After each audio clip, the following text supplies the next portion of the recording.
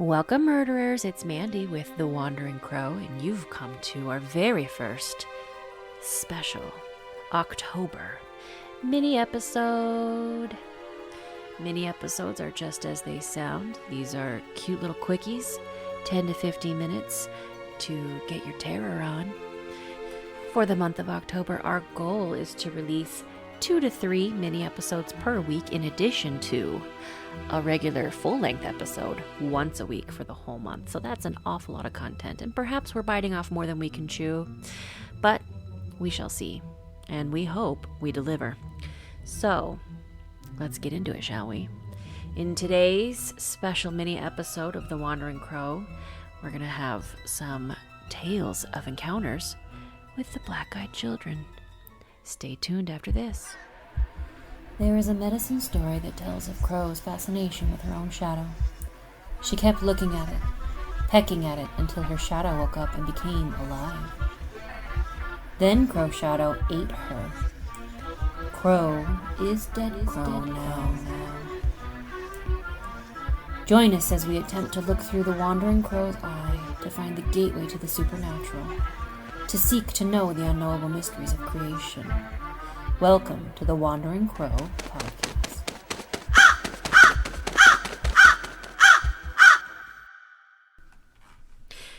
Well, we've done episodes on the black-eyed children before, and we've discussed what they are, but just for those of you who might be new, we'll talk a little bit about it here.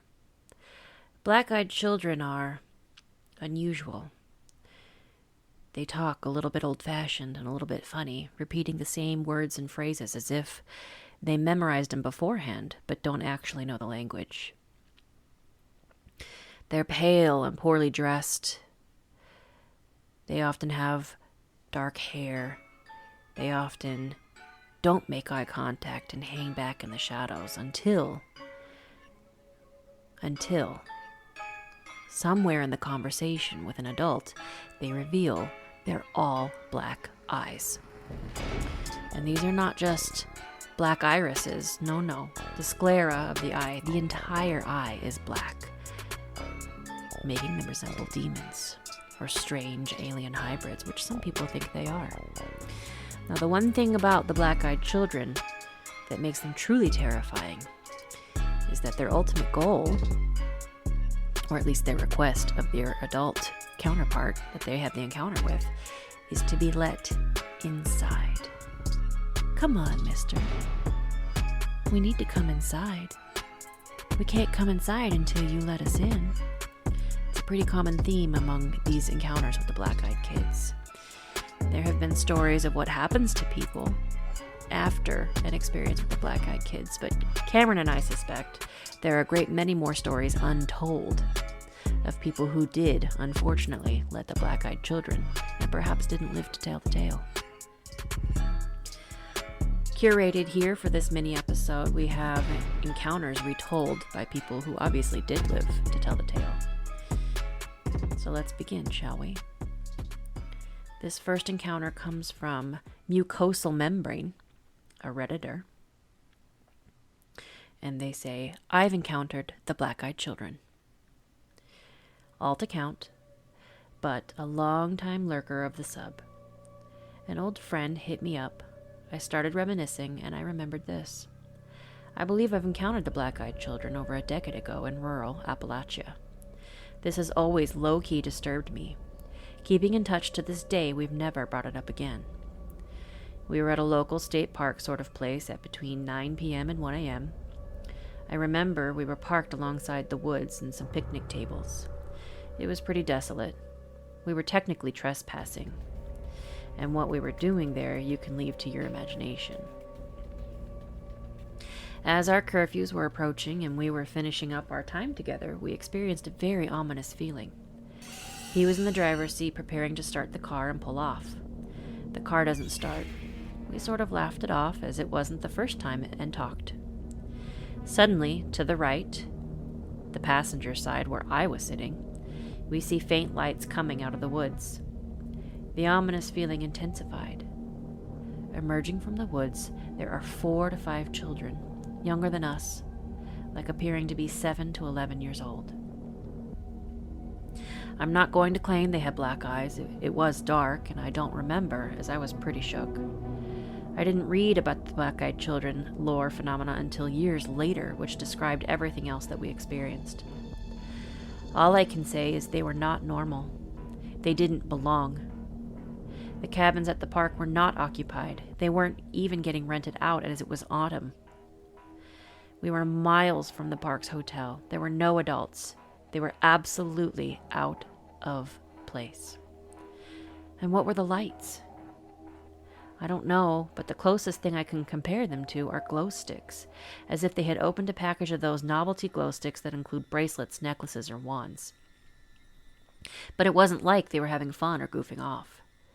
They just stopped, stood there, and stared at us. He tried asking what they were doing here, if they were lost. Where were their parents? No response. The oldest-looking child, a bit heavy-set with a gray hoodie on, approached the vehicle just in front of where the passenger headlight corner would be. My friend started really freaking out at this moment. He locked the doors and was like, "Hell no, we gotta go." Eventually, the car starts. The children don't move, and the kid stays put in front of the car. My friend eventually yells to the kid, "I'm gonna run you over." The boy slowly backs away, raises his arm, and points at us as we were leaving. I didn't look back. I am absolutely not making this up. To my recollection, this is a true story. Ask me anything. An interesting tale. What were they doing there? Why were they so quiet? Is it possible for a group of 7 to 11-year-olds to plan a prank such as this? To mess with slightly older kids in a national park? I don't know. It's very strange, and it does make me wonder if perhaps they were spirits of some kind. Next story is by Chelly508. Not in a decent storytelling way, and not the kind of story everyone else mentions. But I was at King's Cross Station, and this little ginger boy was running around being naughty. Causing havoc, actually, and I was just watching him. Anyway, he just turns and stares at me. His eyes, pure black, and my skin crawled. I got intense feelings of dread. He stared for only about 5 seconds, and then turned back and started running about again. He creeped me out that much. I'd said if he was getting on our train, I wasn't. Anyway, he got on a train before us, and I've never seen anything like that again. So very boring story, but his eyes weren't just brown when he stared at me. They were black. No whites. Pure black. He didn't look at me before that, so I can't say if they were always like that or they changed when he stared at me. I've never seen anything before or since. Nothing sinister happened, but it creeped me right out, and I was having a lovely day until that point. Thank you, Chelly. AR141510 says, "Here's my story. I'm a bit shook. I drove out to my grandpa's barn to grab my brother's wallet. It isn't that haunted 3 a.m. shit. This happened at about 9 p.m. While I was grabbing my brother's wallet, I had a feeling I was watched. A bit of detail about a mile between my house and the barn is a culvert. It's before a large hill with a curve halfway through. You have to slow down to avoid a possible accident. I slowed down to a crawl on this back road. There were these 2 kids on the road. I'm just your good-natured redneck, so I stopped to offer help. I had heard these stories growing up about funky shit happening on this road. Everything from ghost lights to a woman who asks for a ride and screams if you say yes before disappearing. But this is new. I stopped and asked these kids if they were okay. I mean, it's summer, and they may have been riding 4-wheelers and it wrecked or broke down or something. One kid asked for a ride, but his voice was so calm, too calm, and he didn't make eye contact. I looked at the other. I live in the deep south where the mosquito is the state bird. The other kid had mosquitoes all over, didn't swat them or anything. So finally I asked him, "Why are you looking down?" He looks up. His eyes were black as coal. I stomped the gas as hard as I could, soaring up the hill, barely making the curve. None of that running from a demon or fighting for my life shit. They both stared at me as I zipped up the road, flinging gravel and dust. Zola Ray SD 91911 says, I had an encounter in upstate New York near Elmira at the old Lackawanna Trail truck stop. I was staying in my motorhome with my dog and got a knock on my door just around 3 a.m. It was completely pitch black, raining out, and what I noticed was a teenage girl with a hoodie on and a backpack, and she had asked if she could come in. I said no, and asked, "Where are your parents?" She didn't reply. I asked her if she was hungry or thirsty and dropped a lunch sack out my window for her with $20 inside. I made a comment about her safety and well-being, but again she stayed quiet, but this time she looked at my dog who was next to me and chuckled. It wasn't until my dog started going crazy did I realize this young girl was pale as a ghost and had strange black eyes.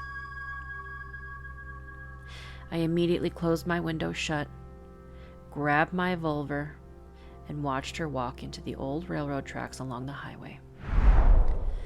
We know that some of the biggest content producers for Black-Eyed Children encounters have admitted to their fraud, admitted to being fakes.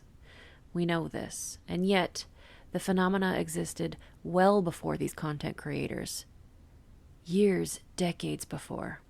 Some going back as early as the 50s. We know this. Is it possible that in some way, shape, or form these creatures are real? That they lurk in the darkness just waiting?